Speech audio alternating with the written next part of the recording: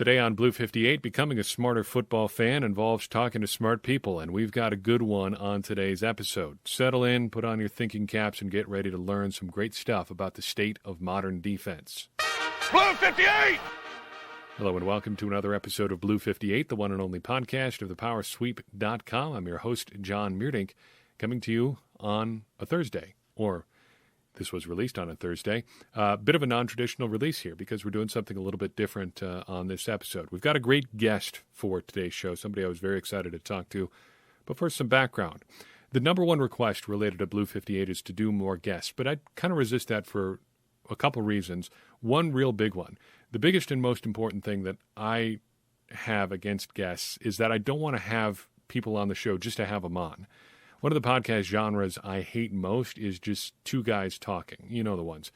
It is always guys, and they always pitch the show as just a couple of buds sitting down and talking about whatever's on our mind. That is super boring, and it is a waste of time, and I never want to waste your time. So I don't want to have someone on just to talk and see what's on their mind about whatever. I want you to learn something if we're going to have somebody on.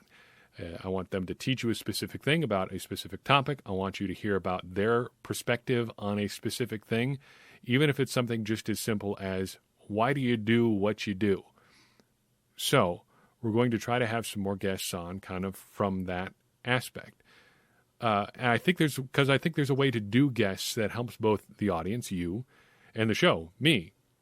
And that's why I want to be more intentional about bringing people on the show, and that brings us to today's guest. He's a fellow by the name of Cody Alexander. Cody is one of the Internet's foremost experts on defense. He has written numerous books about defensive football, including titles like Anchor Points, Breaking Down Your Offensive Opponent, Match Quarters, and others. He is also the man behind the email newsletter known as Match Quarters, which is available on Substack. You can find a link to all of his writing and his Substack and his social media in your show notes for this episode. Cody is also currently the assistant head coach and co-defensive coordinator at Life Waxahachie High School in Waxahachie, Texas. And he was gracious enough to take a few minutes of his time at the very start of his football season to talk with me about defense in the NFL in 2021. And I hope you enjoy our conversation. So cue the fancy transition sound effect and let's get this conversation started. Just to start, you've kind of built a one-man kind of cottage publishing industry teaching fans and coaches and anybody who's going to listen about defense. What first drew you to that side of the ball? It's funny that you say that because my father is a longtime offensive coordinator. He's been on the offensive side forever.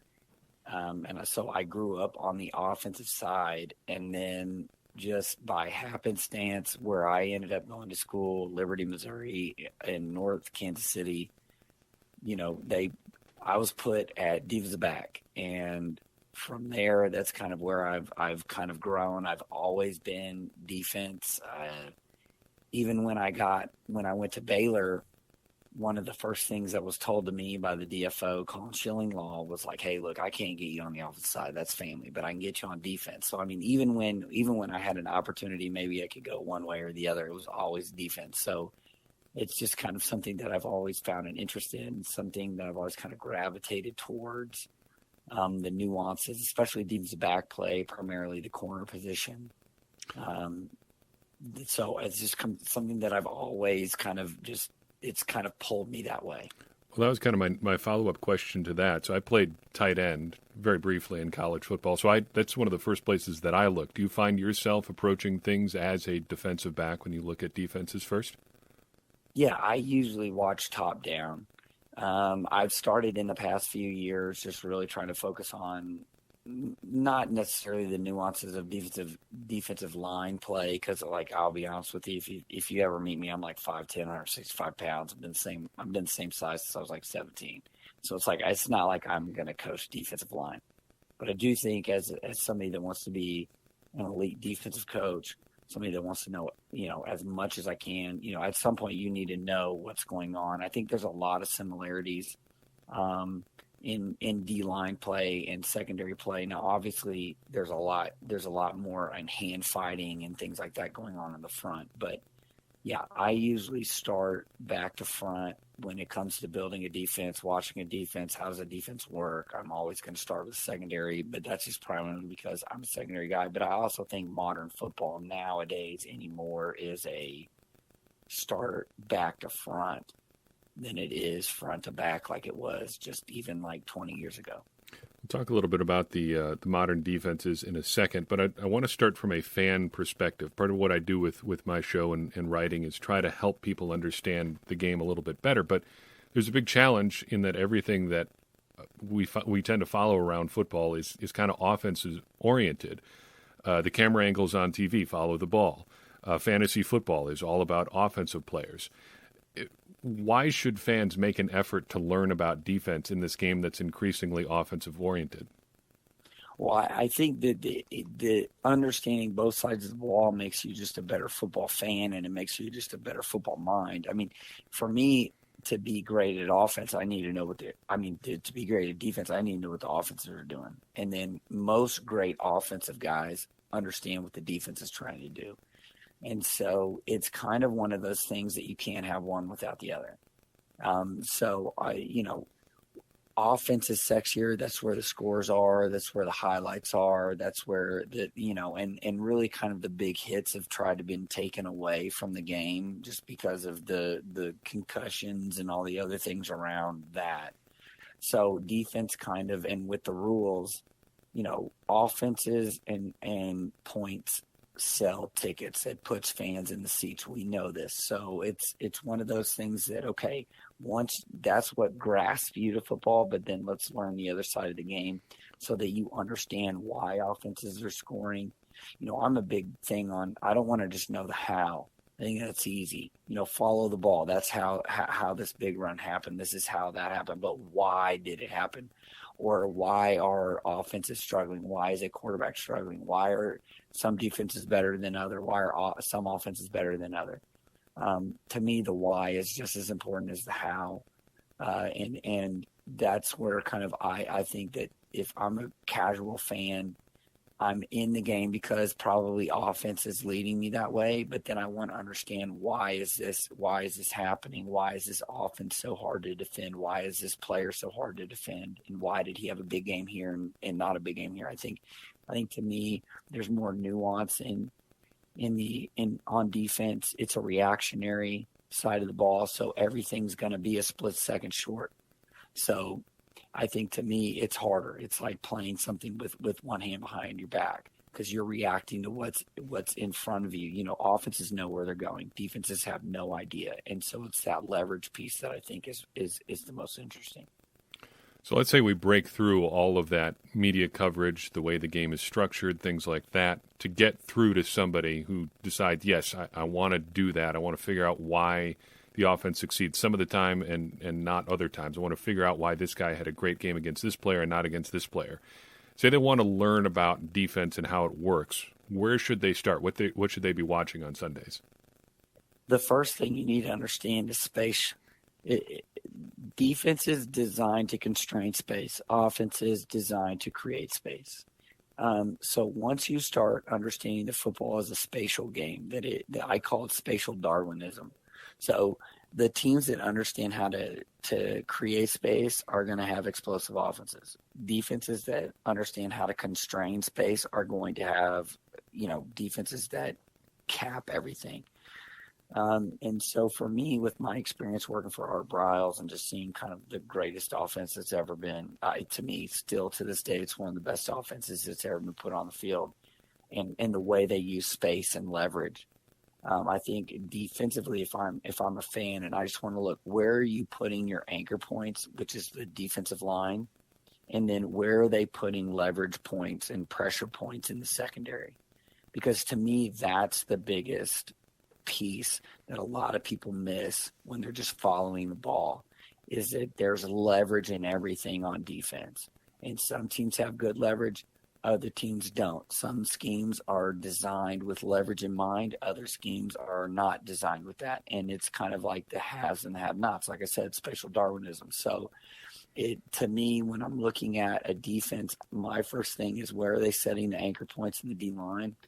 And then what are they doing with the back end to maximize those anchor points up front. Because remember, everything nowadays is back to front coverage. Passing on first down is a big deal.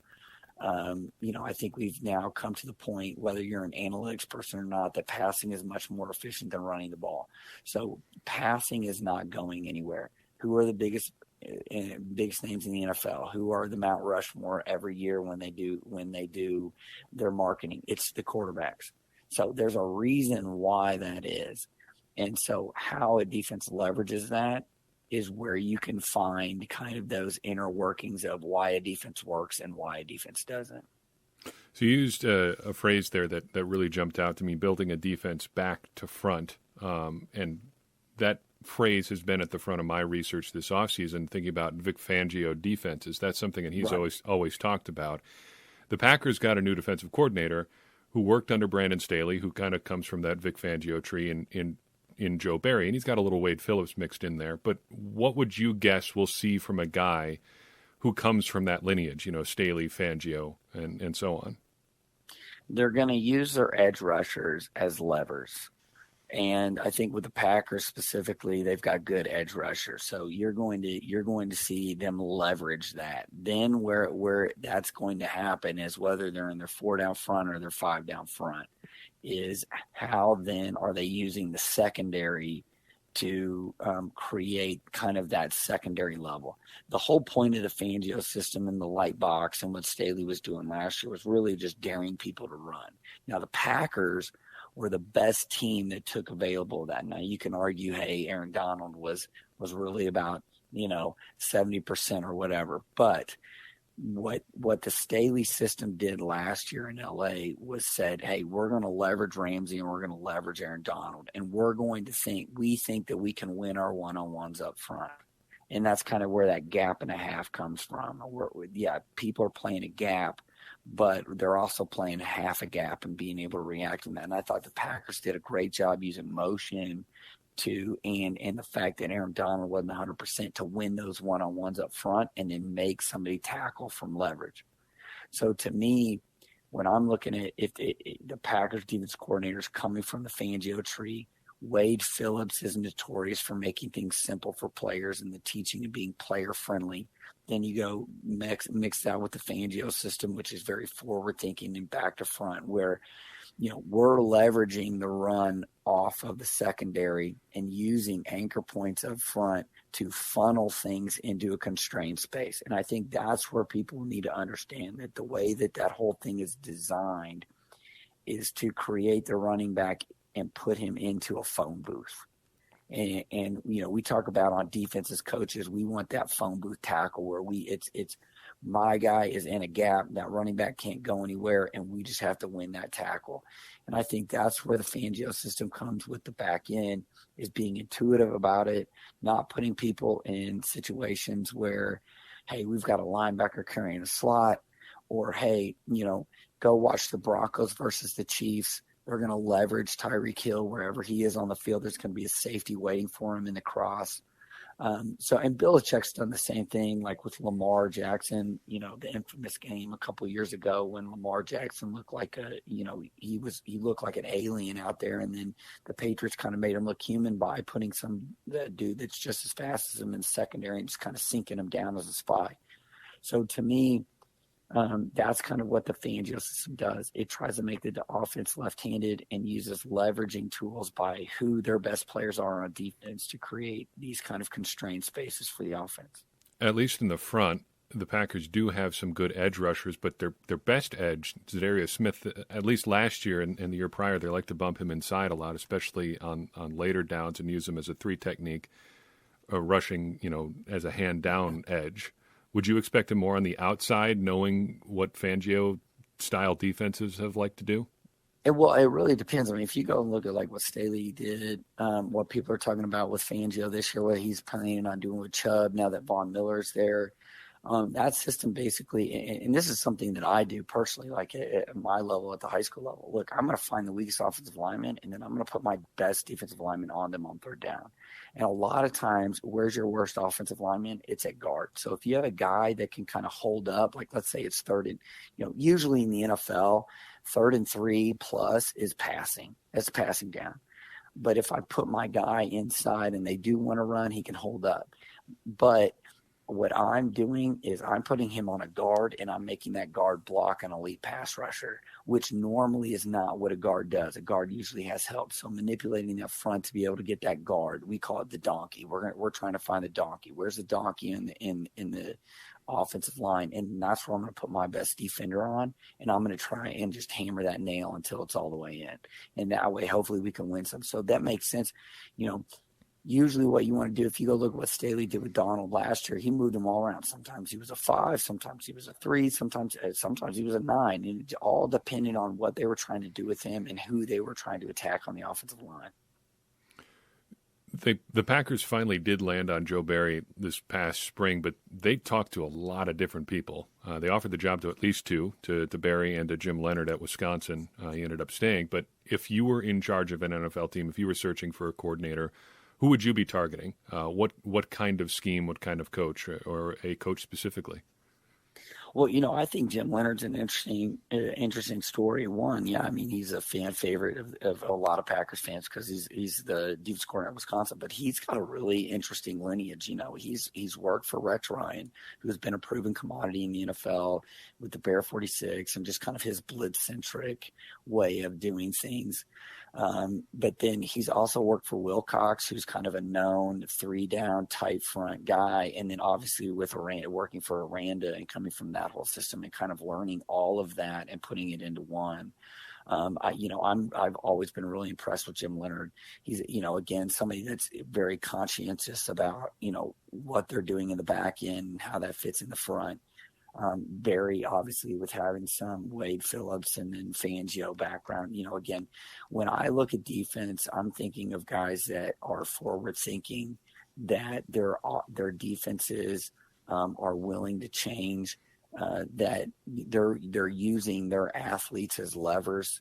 And to me, guys that understand back to front, it's like, look, we're going to cover the verticals first. And this is something that I learned working under Bryles.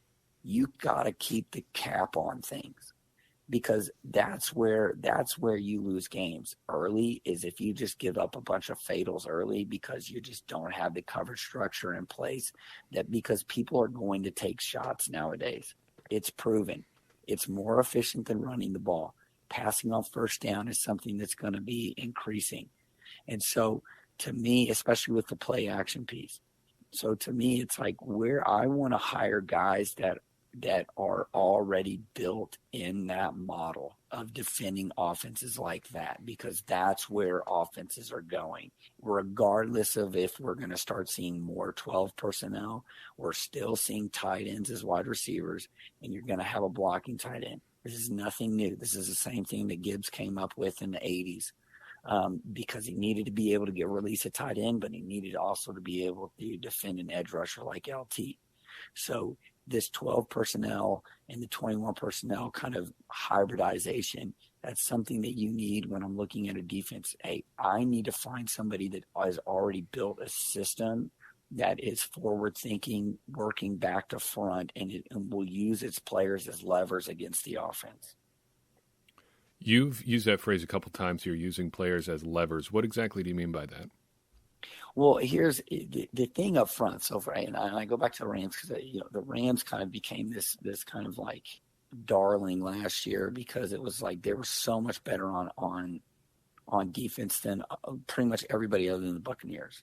I think what you could even look the Ravens do a good job of this, and the Steelers do a good job of this, of using a 5-man front to basically create man blocking.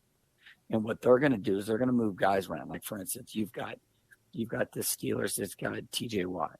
They're going to put him on the weakest tackle, and they're going to try and let him just go and make plays. You look at what the Rams did with Aaron Donald and using him on the front, whether they're setting him to the field, they're setting to the boundary, where they're setting him on third down to kind of inhibit the offense from running in that direction and kind of constraining the space there. You go back to Staley and what they did with Ramsey, using it as the star, which is the nickel, sometimes putting him on the slot, and then sometimes they've got him outside. So using your best players and not necessarily keeping them in the same static spots week to week. You're using them as kind of like, look, I'm going to use Jalen Ramsey and get rid of one of your receivers. So now you have to play with 9, because remember, the quarterback for the most part isn't going to run the ball. So it's like, now I've eliminated another player. Now you're playing with 9 and I'm playing with 10. So I've got a +1 advantage, and now I've stolen back that advantage on defense, because remember, defenses don't have the advantage anymore. We have no idea where the ball is going. And then also with some of these offenses, like with the Ravens, where they're running the quarterback in the NFL, they've got a +1 advantage. So it's using your defensive talent against the weakest parts of the offense, and using them to, and kind of what Belichick has really done forever is just like, look, we're going to make you left-handed. Whatever you are and your identity is on offense, we're going to take that away, and then you're going to have to completely create something brand new. NFL defenses seem to go in cycles in response to NFL offenses. One of the things we're doing on the podcast right now is we're reading through Tim Layden's book, Blood, Sweat, and Chalk, kind of about, the competing development of offenses and defenses. And we've seen things come and go, like, zone blitz in the early 90s, Tampa 2, Pete Carroll's cover 3. All of those are around, but they come and go in prominence. What do you think the next big trend in defense is going to be? Well, I think what the Cardinals are doing is fascinating on defense, of just basically collecting a bunch of hybrids. Now, I don't, they kind of popped into the top 10 in defense last year. It'll be interesting if Cliff Kingsbury can get the offense going so that it can match the defense. But I think what you're seeing now, more or less, is the typical cycle that we see. We see offenses get light, so they get speed and they spread out. So you have the advent of like the Tampa 2, where defenses now get super light. They want a bunch of people that can run. And then offenses, on the other hand, they say, okay, well, since the defenses are starting to put a bunch of hybrids out there, we're going to go bigger. We're going to see more 12 personnel.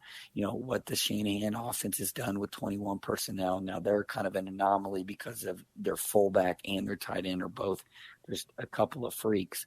But going bigger to combat this smaller size, nickel now, I think a lot of people say, oh, well, nickel's the new base in the NFL. Well, how do you combat that? You get bigger and you make these smaller players play in a tighter box.